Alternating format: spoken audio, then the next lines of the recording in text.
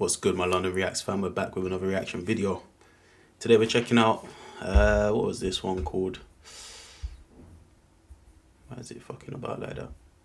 The heartbreaking story of young Slo-Be, the HoodStar who couldn't escape the streets. So as you guys know by now, I've done a lot of California reactions, a lot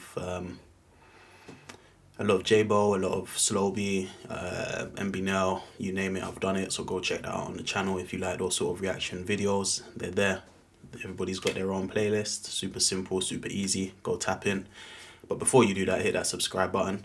But yeah, today I thought we'd go and check out this little mini documentary, let's say, mini background on young Slo-Be.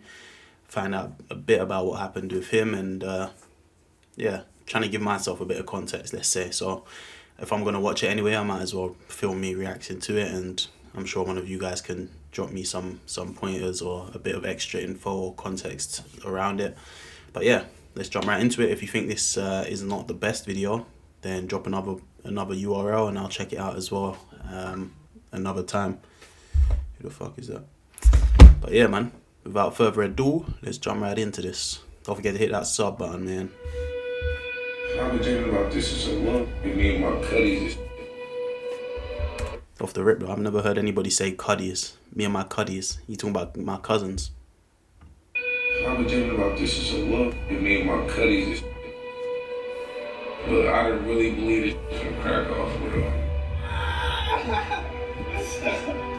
I told you I'll be back. I told you. Oh no, man, you just want motherfuckers to get to know you and the art you putting out. I ain't the best rapper in the world, man, but you know, I do me. And that's all you can do. So this sounds like it's gonna be a sort of biography almost. Or they've definitely got some footage provided by him or from another source. Well, really, bro, all we doing is trying to feed our family and they can get the fuck on for real. I'm the guy to holler at. And I'm a king, bro. I handle what I gotta handle. And I'm so 100-proof. Until they pull this motherfucking cord. And we gonna keep going hard till we can't go hard no more. So saying even he had the rat tail. It really was a trend out there, innit? Looks like his baby's got some Mexican in there. That's what he used to it. He was a family man with 3 kids who adored him. He believed in loyalty over everything, and his presence brought a crew of wild gangsters and big personalities together to get hundreds of millions of streams while selling out shows across the West Coast. He dropped bar after bar of quotables that still resonate to this day and go viral on TikTok every year. But just as he was about to blow up and take his signature sound to the mainstream, the streets caught up with him. On August 5th, 2022, Stockton rapper young Slo-Be was found shot dead in an apartment complex in Manteca, California. Damn, so it is 3 years ago. 3 years ago, just over 3 years. Crazy. It's mad that I'm only finding out about these sort of artists now, you know, posthumously, unfortunately. Before it even hit the news, the streets were on fire with rumors and speculation. Was it a setup? Did his enemies catch him lacking? What really happened? This is the true story of young Slo-Be. Not just what happened to him, but what he was building before he was taken. How his impact continues to shape a generation, and the truth behind his historic rise, told by the Thizzler team that was right there with him.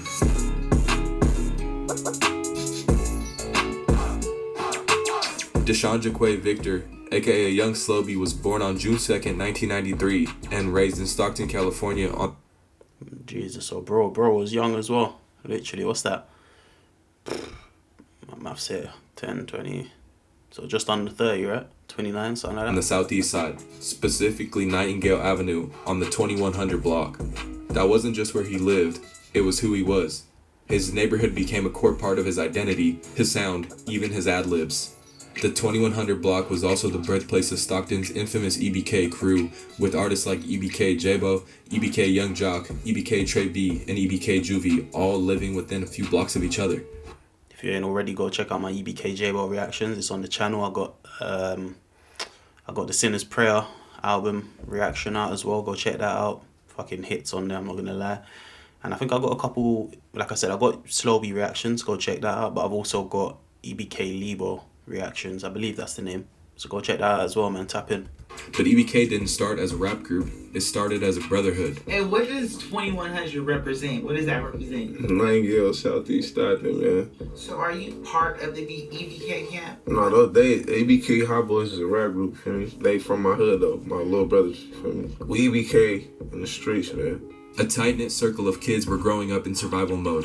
EBK Osama, one of the founding figures, gave it the name Everybody Killer.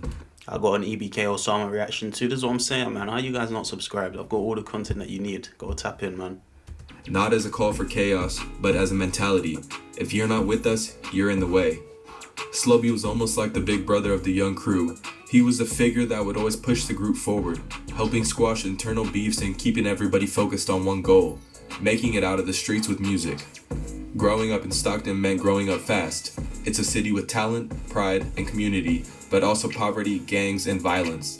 He was raised mostly by women, strong women. His mom held it down, and he was close with his sister. That's exactly how I was raised. I got 4 sisters, 1 mother, single mother. So literally, I can respect it. And it sounds like he was trying to push people in the right direction. His father moved from San Diego to Stockton His father looks like Lil Wayne. after finding out Slo-Be was going to be born. Once he settled in Stockton, his father built his own recording studio, and that's where Slo-Be really began to develop his craft. He'd sneak into the studio when no one was around, lay down vocals, and leave the computer running, hoping his dad would find it later. That's where it all started. Bro was really trying to put in that work early. He was just trying to... Sometimes that's the only way it happens, though, you know. You gotta force it. You gotta make things happen for yourself, basically. And obviously he wanted that little push from his dad, and that's what he was doing it for. But you know, it's that initiative and that dedication which comes to fruition in the end. As Slo-Be got older, he spent most summers in San Diego visiting his mother's side of the family, including his uncle F. McCoy and cousins Cash World Smooth and KGE Shoud. Those trips deepened his love for music and family, exposing him to different sounds and energies that later showed up in his art. But that don't make me Gucci, man. Which is a day go. I'm from Mexico, but I love peso. That was Slo-Be one. Not much though. I'm gonna sign out, man. Just to let y'all know what I was doing. That's it. Crib looked nice though, I'm not gonna lie. I'm just taking it in. Peace, man. He didn't grow up dreaming of being famous. He never really had an idol. He had to be one. Music was always around him, calling to him. At first, he would just record for fun, uploading tracks to YouTube with no plan, just raw energy. He advertised a couple of his early drops on Thizzler's YouTube channel before he figured out his sound. He didn't even tell people it was him rapping at first. He wanted to see if the music could speak on its own. And eventually, it did. Yeah, man. Stay original. Be yourself. That's the key. It's cool to have a favorite rapper and be influenced by somebody. I'm not saying don't do that, but it's like, nigga, so make sure you just be yourself. Yeah. We gonna go a long way. He's spitting though, he's talking facts. Big F. In 2018, everything started to shift. Slo-Be dropped a song called Smirkish Ways and then caught fire in his city. It wasn't backed by a label or a marketing push, just raw talent. That song was the first time a lot of people heard him and thought, okay, this dude's different.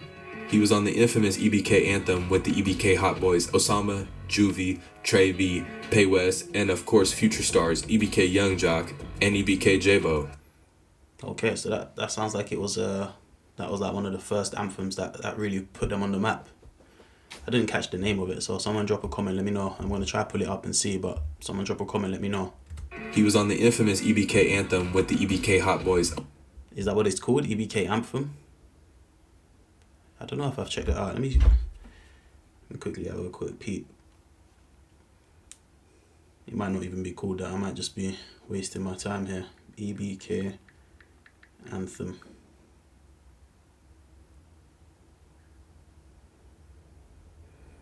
Nah, I don't see anything called that. I definitely haven't reacted to it. Let me see if I can find it. EBK Anthem. Okay, EBK Hot Boys.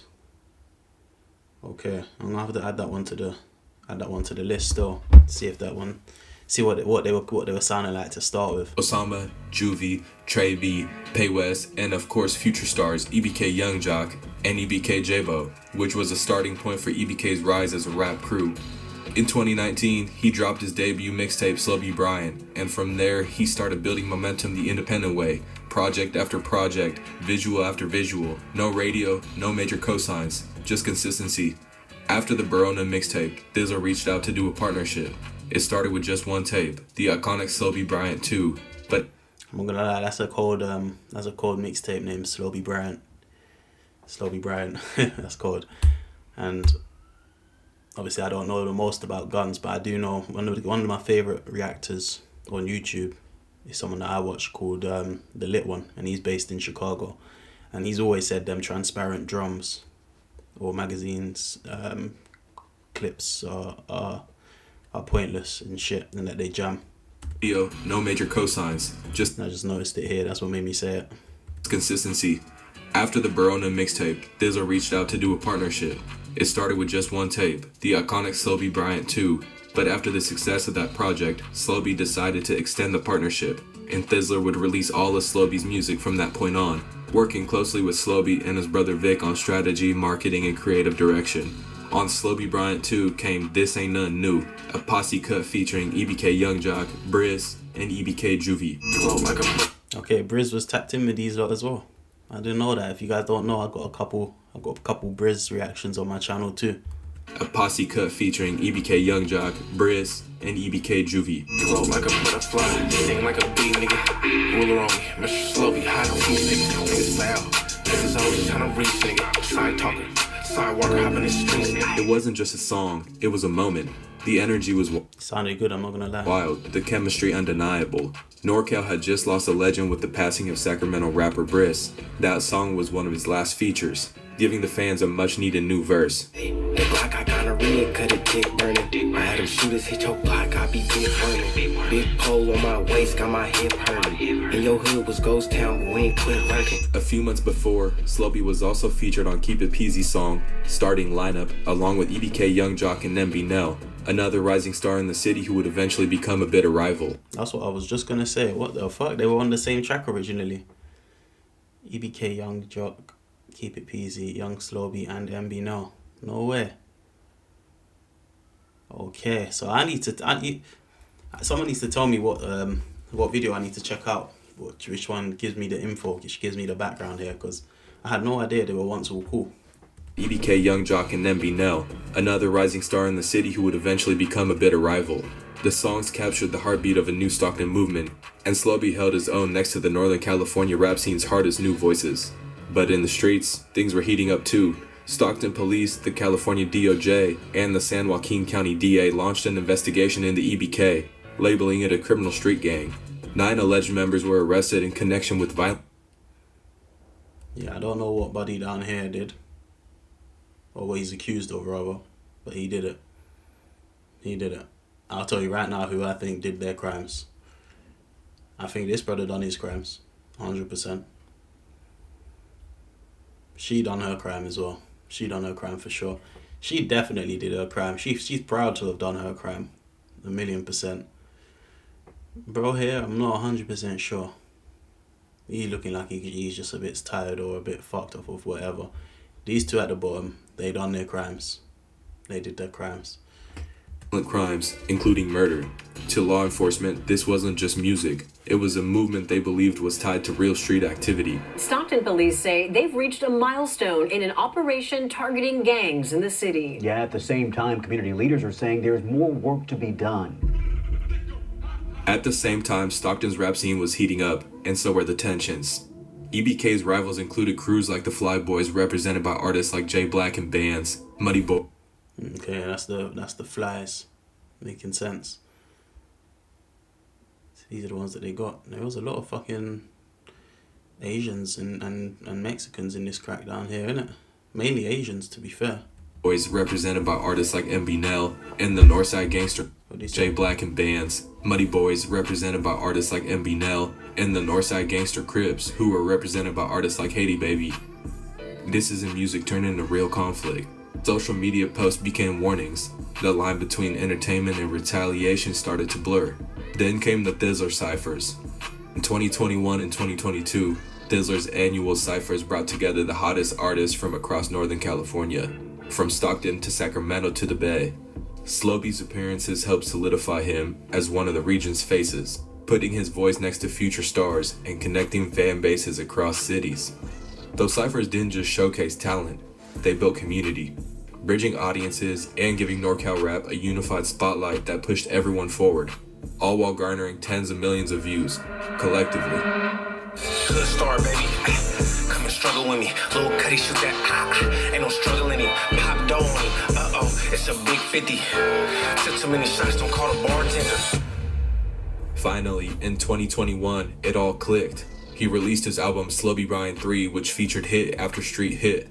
The single Unforgivable connected Slo-Be with LA trendsetter Draco the Ruler for a gritty street anthem that... Okay, they got... This is what I'm telling you, I got a reaction to Draco the Ruler as well. A couple tunes, go check that out. But yeah, no, that's crazy. I didn't know they got us tuned together as well. I need to check that out. I'm not gonna lie, I think Slo-Be had a unique sound. Like he just sounded... Even if what he was saying wasn't the maddest bar or it wasn't like the craziest shit that you've heard, it just sounds good because of the way that he puts it together. Like he had a good cadence, good delivery. Go Unforgivable connected Slo-Be with LA trendsetter Draco the Ruler for a gritty street anthem that is still popular to this day. Two fallen legends in their prime over a Puda 2100 beat made for a timeless classic with a lot of replay value. The album had Slo-Be's EBK family all over it. EBK J-Bo, EBK Young Jock, Trey B, Juvie, and Durkio all made appearances. But it was I Love You, a haunting melodic... Yeah, go check out I Love You, that's on the channel. This was a fucking banger, I'm not gonna lie. Do you love me, babe? A song with bars that were instantly relatable to all the city boys and city girls out there. That exploded on TikTok. Do you love me, baby? I know you love me, baby. Yeah, I cheated on you, can you trust me, baby? Have 2 kids with me, now you stuck with me, baby. Suddenly, a rapper from Stockton with no mainstream exposure had millions of people around the world mouthing his lyrics. Do you love me, baby? Yeah, this song made it to London, 100%. This song was here. This song was about... I didn't even know it was his song. How about that? I thought it was just a song. Like, I thought it was a sample, but it was actually his song. By 2024, the song had over 5 billion plays on TikTok alone.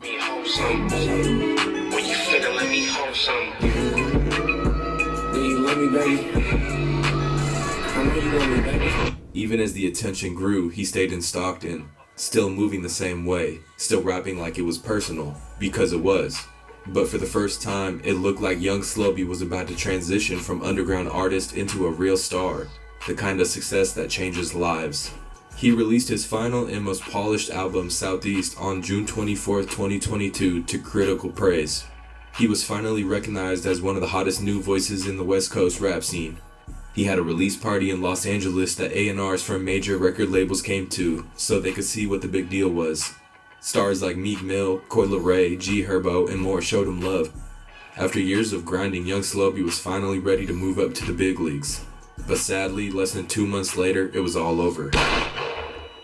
In what would be his... It's so sad, bro. It's always right before or right after, which is unfortunate, man. last post on his verified Instagram profile, rapper Young Slo-Be is seen visiting a Stockton business where his sweatshirts and t-shirts were sold. What do they say? Shop online, all colours out now. Or welcome to the Southeast on Mariposa at Smoke Shop. On August 5th, 2022 at approximately 8:17 a.m., Manteca police responded to reports of a shooting in an apartment complex on the 100 block of Trevino Avenue. There, they found 29-year-old Slo-Be suffering from multiple gunshot wounds with his jewelry still on him. He was rushed to a hospital. Yeah, that was personal then. That weren't no robbery. Where he later died. Authorities stated the shooting didn't appear to be random, but didn't provide many details publicly. 3 years later, no suspect has been identified or arrested. Yeah, it's actually like astonishing the amount of murders that just go unsolved over there. Obviously, I understand that it's the populations that you have. It's the probably also the lack of CCTV, the lack of resources, the lack of funding. But still. Police released an image of a black Mercedes-Benz thought to be connected to the shooting, which they later located in the nearby city of Tracy. The case remains unsolved. Some say he was in Manteca visiting a girl, others believe he was meeting up with someone he trusted, maybe too much. In the streets, trust is complicated. Sometimes it's not your enemies you have to watch, it's the ones who know your routine. There were whispers that it could have been gang-related, targeted because of his affiliation with EBK. It could have been someone who he had street beef with that finally caught up with him, or maybe someone who saw his success and was jealous of it. The way the shooting went down early in the morning, no warning, no robbery, felt deliberate, like whoever did it knew exactly where he'd be. Whatever it was, real ones didn't need a news outlet to confirm it. The streets already knew. Posts flooded Instagram, comments turned into memorials, rumors started flying. Was it a setup? Was it beef? Was it someone from outside his circle, or someone close?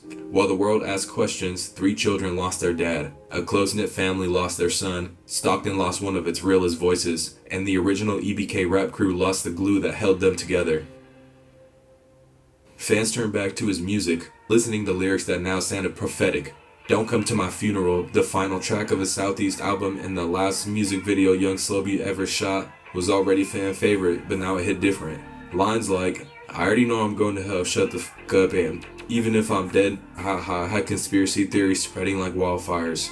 Ominously, before Slo-Be passed, the music video for Don't Come to My Funeral had been scheduled to drop just days after his death, but out of shock and respect, Dizzler and Slo-Be's family decided to push it back to a later date. I got my weapon through, but if I die tonight, man, Diamond J, I love you too. Man, just keep on stepping through. Got a message for them side hoes, bitch, I hate you too. Even That's sad, man. And it sounded like a good song, bro. It was mad. though he's gone, young Slo-Be's voice never left. You still hear it in the cars sliding through Stockton, in the TikTok still going viral by quoting his bars, and the new artist borrowing from his sound. Not just the whisper flow, but the feeling behind it. Calm, dangerous, vulnerable, real. He showed that you didn't need to yell to be heard. The pain could be flipped into poetry. That you could be smart, funny, traumatized, and proud, all in the same verse. Young Slo-Be led by example, not with ego, but with love. He put on for his kids, his family, and his EBK brothers, and never asked for I like that hoodie that he's got on. anything in return. He just wanted to make sure the people around him were doing good. Slo-Be never switched up, and that's what made people ride for him. But sometimes being too real comes with a cost, and he paid it. Nah, it's unfortunate, man. What if he had lived? What would that next tape have sounded like? How far could he have gone if the world gave him more time? Songs released after his passing, like Lonely Gangsta and Are You Responsible from Slo-Be Bryant 4, showed that he was still evolving, and that his potential was limitless. Now, his legacy continues with the upcoming Slo-Be Bryant 4 MVP album, dropping October 24th, 2025. A continuation of his vision and proof that even in death, his movement never stopped. It's crazy that just dropped as well then. We'll never know what levels his career could have reached, but what we do know is this. Young Slo-Be made his mark. He put Stockton on the map. The work he put in will feed his family for years, and the style he created continues to shape a new generation. The same streets that tried to bury him only elevated him, and the legend of young Slo-Be will live on forever. If you enjoyed this story, Yeah, man, R.I.P., man. R.I.P., that's a sad one. I'm not gonna lie, I can't sit here and say it ain't sad. It's definitely sad. Sounded like every time he released, every time he dropped his new album, he got better. He had better reciprocation from the outside world. And like they said, it seemed like he was just about to hit that pinnacle, hit his optimum and hit that next level. So it's a shame. It's a shame, man.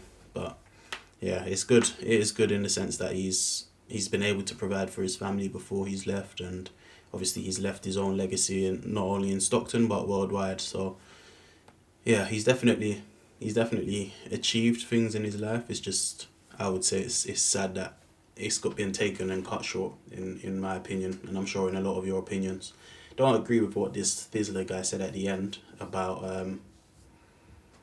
he just said something like the same streets that tried to take him only made him greater. I mean, it made him greater for sure, but it definitely did take him.